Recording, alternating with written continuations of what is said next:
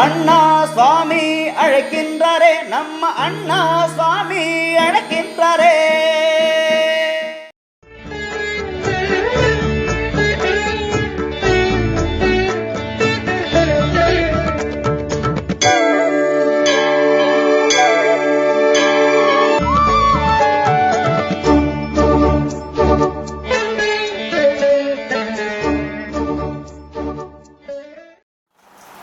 மாயன் மயம் ஆன்மீக சகோதர சகோதரிக்கெல்லாம் என்னுடைய அன்பான பணிவான வணக்கத்தை தெரிவித்துக் கொள்கின்றேன்.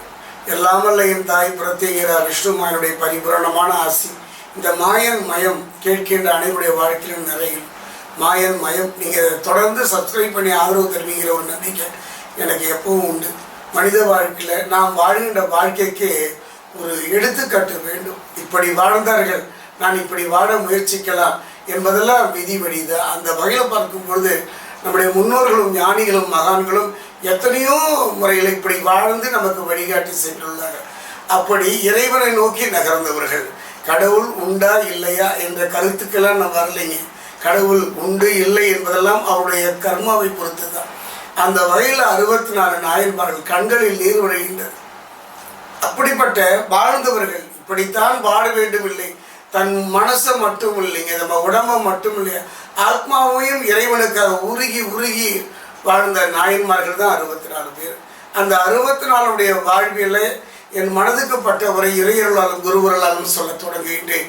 இதில் ஏதாவது சொற்குற்றம் பொருட்குற்றம் இருப்பினும் மன்னித்தருளுமாறு கேட்டுக்கொள்கிறேன். அந்த வகையிலேயே என் தந்தை சிவன், என் தந்தான் சொல்வார், என் தந்தை சிவன் அவன் ஒருவனே முடிவு, அவனே எல்லாம். அப்படிப்பட்ட சிவனுடைய அருள்னால 64 நாயன்மாருடைய வாழ்வியலில் முதல் நாயன்மார் 64 பேருமே முதன்மையானவர்கள் தான்.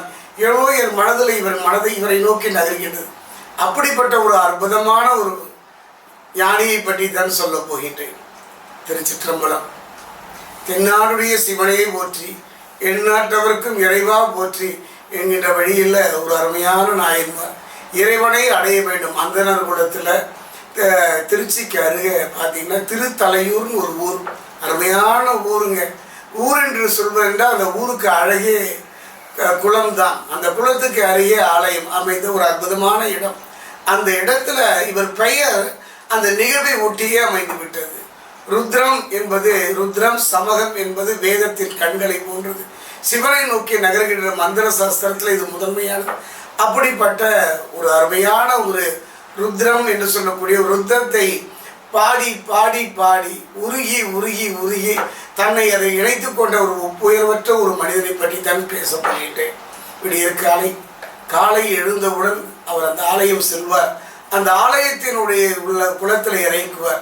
அப்படியே ஐஸ் மாதிரி ஜில்லுன்னு இருக்கும் அந்த இடம். அங்கே போய் நின்று கொள்வார். அந்த ஆலய குளத்தின் நடுவே நின்று கொள்வார். தன்னுடைய 2 கரங்களையும் சிரசை நோக்கி உயர்த்தி கொள்வார். கண்களை இமைகளை அணைத்துக் கொள்வார். மனதுக்குள்ளே சிவானை நினைத்துக் கொள்வார். அந்த ருத்ரத்தை அவர் ஜபிக்க தொடங்குவார்.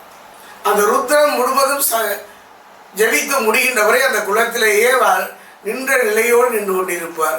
அற்புதமான முறையில் இறைவனை தினமும் நித்திய ருத்ரம். அது எத்தனையோ பேர் சொன்னார்கள் இறைவனை அடைவதற்கு எத்தனையோ வழி இருக்கு, இது புது முயற்சியோ என்றெல்லாம் நகைத்து சென்றார்கள். அதை பற்றியெல்லாம் அவர் கவலைப்படவில்லை. இறைவனை நோக்கி இதயத்தை இருத்தி ருத்ரத்தை ஜெபித்து ஜெபித்து ஜெபித்து அந்த இறைவனையோடு கலந்து விட்டார். அந்த குலத்துக்கு ஒரு பெருமை உண்டு. அதாவது ஒரு காலகட்டத்தில் ராவணனை அடைய வேண்டும் என்று மண்டோதரி அந்த குலத்திலே தவம் செய்தார். எப்படி தவம் செய்தால்? தவளையின் வடிவிலே தவம் செய்தார். ராவணனை அடைந்தார். அந்த மண்டுகம் என்றாலே தவளை, தவளை வடிவம் தாங்கி ராவணன் இங்கு வருவால் அவனை திருமணம் செய்து கொள்ளலாம். அந்த சிவபக்தனை பலம் பொருந்திய மணிமா மன்னனை என்ற தவம் இருந்து ராவணனை அடைந்தவர் மண்டோதரி. அதாவது என் அன்னை ஆதிசக்தியா பராசக்தியினுடைய உபாசகர்கள் முதன்மையானவர் மண்டோதரி. அந்த வகையில் அந்த இடத்தில் இவர் ருத்ரம் ஜபிக்கின்றார்.